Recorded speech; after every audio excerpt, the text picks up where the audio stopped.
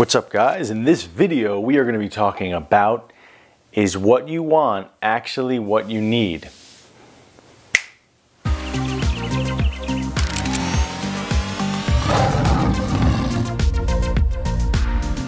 So there's a Chinese proverb, okay? It goes something like this. I got to read from my notes. I haven't memorized this, but it goes something like this, okay? A farmer and his son had a beloved stallion who helped the family earn a living. One day the horse ran away and the neighbors exclaimed, "Your horse ran away. What terrible luck." And the farmer replied, "Maybe so, maybe not. We'll see." A few days later, the horse returned home, leading a few wild mares back to the farm as well. The neighbors shouted out, "Your horse has returned and brought more horses with it. What amazing luck." And the man sat there and said, "Maybe, maybe not. We'll see." Later that week, the farmer's son was trying to break one of the mares and she threw him to the ground, breaking his leg. The villagers cried, "Your son broke his leg. What terrible luck." The farmer replied, "Maybe, maybe not. We'll see." A few weeks later, the soldiers returned from the National Army, marched through town, recruiting all of the able-bodied boys for the army. They did not take the farmer's son because he was still recovering from the leg injury, okay? The friends shouted, "Your boy is spared. What tremendous luck."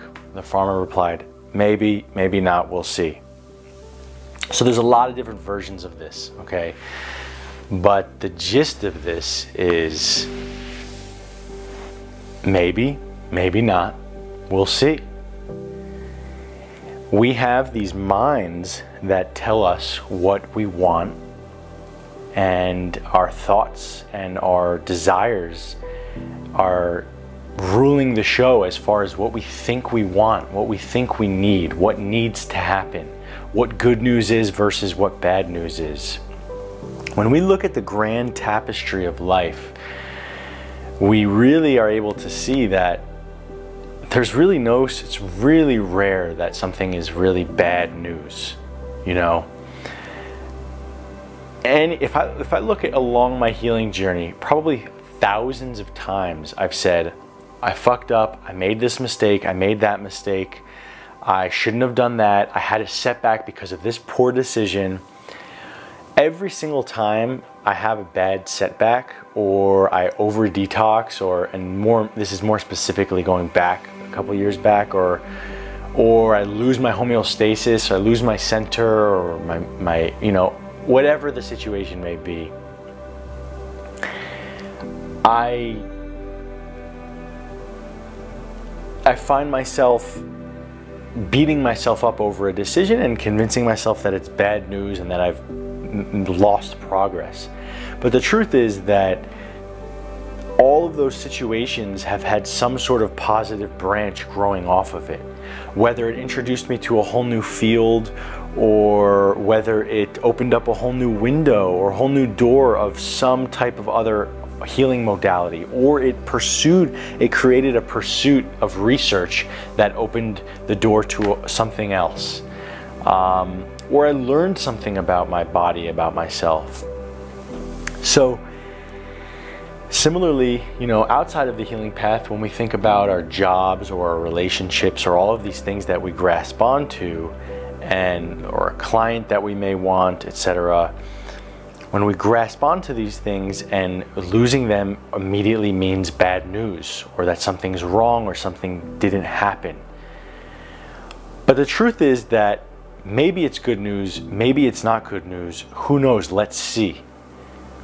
Our minds can only tell us so much. Our minds are a very, very small, obsolete technology. They help us survive, they help create some beautiful things in the world, they serve an incredible purpose, but really there's a grand master energy, there's a grander consciousness that's actually running the show. There are larger forces at play. There are larger forces in your own body at play than your mind. I mean, just look at nature. Nature is almost devoid of the mind, and it's in perfect harmony.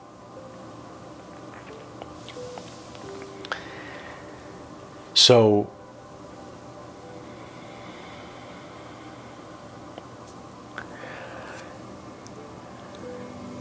is what you want really what you need? Rarely do these things line up.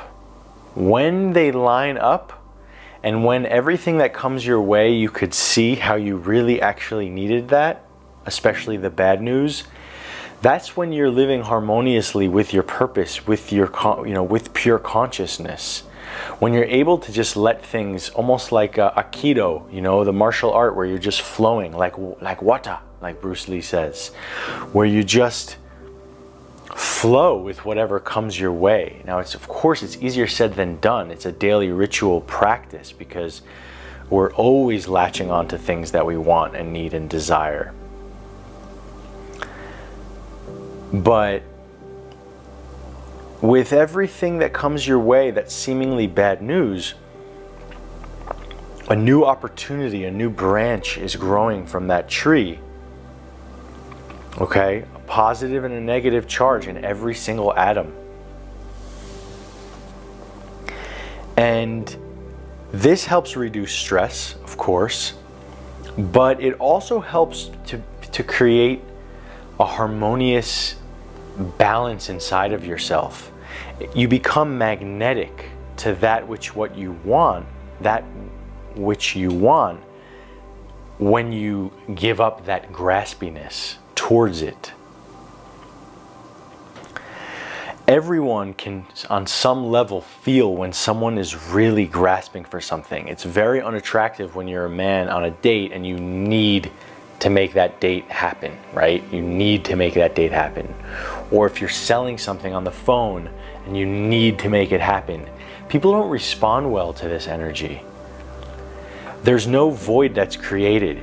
You're grasping, you're grasping, you're grasping. It's like you're going towards something with all of this graspy energy and the other person is repelled by it versus going at something with almost a carefree attitude. You create a void and the universe seeks to fulfill that void. So through my ayahuasca ceremonies, I often saw that what I needed was not what I wanted. I would go into a ceremony and I would say, this is what I need to work on, this is what I need, and ayahuasca, please give me this. And ayahuasca would laugh in my face. Within 30 minutes, I was propelled into something completely different that had nothing to do with that subject, but at the same time, at the end of the night, I realized had everything to do with that subject. So all of this, all of the ayahuasca and all of these modalities are really an effort to take us out of the mind, to take us out of the belief of all of those thoughts. There's a certain trajectory that people are on when they are completely fixated with their thoughts. It's very rigid. It's like a hard tree, a hard piece of wood that can crack at any point in time. It's not fluid like bamboo that can touch the ground on both ends in a windstorm. It's very, very rigid and breaks easily. It can break every minute. It can break almost every 10 seconds if you're completely fixated on these thoughts, and these thoughts feed you what you need in your journey. So let me give some more practical real life examples, okay? You're not feeling good. You're depressed, you're sick, you're dealing with all kinds of health issues, whatever the situation may be. In your mind, all that needs to happen is you need to feel good. You need to feel good, right? You need to get rid of this depression, get rid of this anxiety, blah, blah, blah, blah, blah. But that's your mind, okay? And it's true, we all want to get rid of that. On every level, that's the goal. I get it, okay? It's a real goal. Or another example that will tie into the same message. People want to get rid of their parasites. They find out about parasites and they contact me and they're like, I need to get rid of these right now. And as quickly as possible. I got work to do. I can't mess around with this. I got to do it in 2 weeks. And it's a joke because we are transcending generations of trauma, generations of parasites, generations of heavy metals, hundreds, maybe thousands of years of faulty blueprints that we're unraveling. If you were to snap your fingers to get rid of all of your heavy metals and parasites. If a genie gave you that possibility, you would die. You would literally die. It's too much darkness, too much trauma, too much junk to be purged from your system at one time. It will shatter this filter. It will shatter this body. So the walk towards peace is slow and steady. And what you really need in that moment is to actually be okay with where you're at, right? Now, what your mind is telling you you need is to feel better, or I fucked up, or I'm not feeling good. This is bad, this is bad, this is bad. I'm gonna die. I need relief, whatever the situation, whatever that mind is feeding you. But really, what you need in that moment is the ability to be exactly okay with where you're at. Only good can branch off of that acceptance of where you're at. So, similarly with jobs, with relationships, we think we want something, right? Our mind sets out this plan to get this particular job because this job's going to pay us X and have these features and X, Y, and Z. But what you're not seeing is that you're on a grand plan. The universe has a divine grand plan for you. It's some sort of blueprint. I think we work with the universe maybe 50-50, maybe 40-60, maybe it changes every day, every minute, the percentages of how we're working with the divine. Maybe percentages are obsolete because time and numbers mean nothing compared to the divine intelligence. But we're working with the universe in some sort of way, and we take that blueprint and we tinker with it, or maybe the blueprint has a whole spectrum along every week, has a whole spectrum of possibilities, and we can go along the whole spectrum every day, every minute, every week, every year. But the divine does have some sort of plan for us. We all are here for a mission, for a purpose. Our souls incarnated here on this planet to learn about what this all means here in Earth School. To be a human being in a spiritual being in a human vessel, this meat body. And we came down here to explore, to learn, and we came here with a specific mission, whether that was to be an archer, or to be a warrior with a shield, or to be a wizard, or a mage, or a shaman, or a druid, or whatever other characters may exist in this, archetypal characters could exist here on planet Earth. And we're meant to shine our gifts to the world, to live our purpose. And we're all meant for different things. Some of us are meant for eternal joy, and some of us are meant to fucking pass wisdom and deliver a message. Some of us are meant to rescue the deepest, darkest beings on the planet and bring them into the light. Some of us are meant to write, and some of us are meant to do YouTube videos, and some of us are meant to work with wood and do construction and build amazing buildings and build boats and repair things and do plumbing and take out the garbage. And all of us have different purposes. But if you've ever noticed, you can meet the person doing the shittiest job and super happy. Go watch the movie, go watch this documentary about Cuba on Netflix. I don't know the exact name of it. It's about, if you type in Cuba, I'm sure it'll show up. It's like Cuba in 20 years or something. Fascinating. These simple I'm Cuban, by the way. These Cubans that are working their path. They're working on the land. They're euphoric. You can see it in their eyes and their faces. They're so happy. I'll be honest, they're happier than I've ever been in my life. Straight up. I know for a fact. I can look at them and their joy is emanating from their being with every second, gratitude for their day. And especially this one man, I forget his name, but he's working his path. He's on his path. He's on his mission. He's working the land. Okay? And there's a part of my mind that says, wow, that's so simple. He doesn't have 20,000 subscribers on YouTube. He's not writing blog posts, saving the world. Right? That's like the little ego mind that kicks in. But the dude is radiating with love and joy, and he's on his path. And then you have people who are making millions and millions of dollars, doing everything right, having all of the jewels and the riches, and they're miserable, right? Perhaps that's not actually their path. I believe when we're on our mission, when we're on our path, that transcends many earthly emotions. Like being on, I can handle so much stuff, and like I can deal with pain. A lot of the stuff that I can deal with because I'm on my mission, right? Like I still get very, very sad sometimes. I still have really deep emotions and like swings and stuff. But being on one's mission creates an atmosphere where it's like, hey, who cares? There's bigger things, there's bigger fish to fry. So finding that purpose is instrumental in all spiritual schools, in all freaking 12-step programs. It's like you got to find the purpose.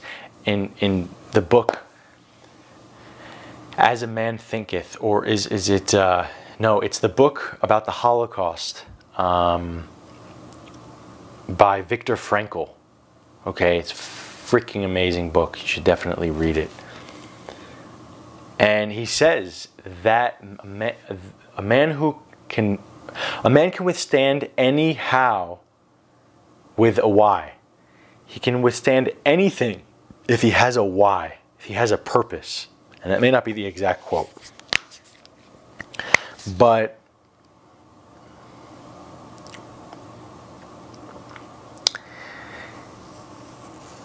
yeah, so you see the spectrum of people, you know, from the simplest purpose, being euphoric and happy, to the most complex life, not on their purpose, you know, being miserable.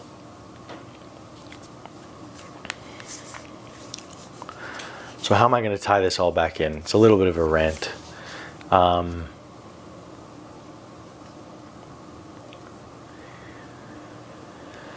So the things that we think are going to make our life better, or that we need, or that we want, like for instance that job, could have a whole series of backlashes that we can't see with our mind. Similarly, not getting that job can have a whole series of open doors and windows that you can't see, and new branches with incredible fruit that you can't see because of this, the naivety of this mind.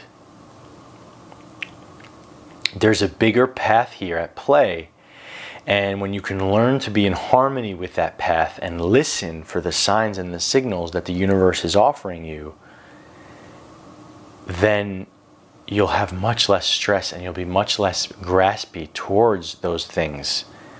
You know, like, here's another example. You know, I know so many men that are so graspy towards women. And like, I can't believe I didn't sleep with her. I can't believe she flaked on me. Listen, if a woman doesn't want you, or similarly, women, if a man doesn't want you, fuck off, move on to the next thing. They are not wanting you, they're not seeing you. Why would you ever want to be with someone that doesn't see you? The mind will say, damn, I didn't get this, therefore it's bad news. But the rest of your soul and body, and the 99 other percent of you, and the divine, and God, and the birds outside your window are all saying, thank God. Don't waste your time on that. Keep moving forward. Keep moving forward. And this is especially true when you're authentic. The more authentic you are, the more true this is, because the more authentic you are, the easier it is for other people to see you. And if you're authentic and someone can't see you, that relationship would never work. We have to be seen if we want relationships to work, especially in the long haul. And then that begs the question, you know, and then a guy would be like, well, I just want to get laid. Here's the thing. Nobody, in my opinion, nobody actually just wants to get laid. 99% of that energy is actually desiring true love and connection. It's twisted up in your sexual desires, and that's what your mind may think you want. But guess what? 99% of you and the birds outside your window are all actually hoping that you find something deeper, true connection and love that transcends appearance, skin color, and any other earthly variables that we put in. Good looks, overweight, whatever the situation may be. Okay? It transcends any of that. So, yeah.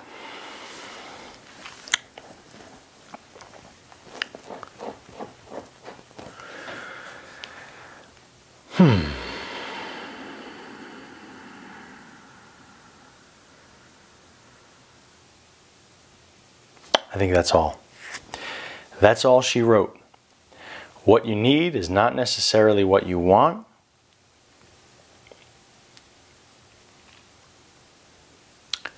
Be in harmony with the blueprints that the universe has here for you.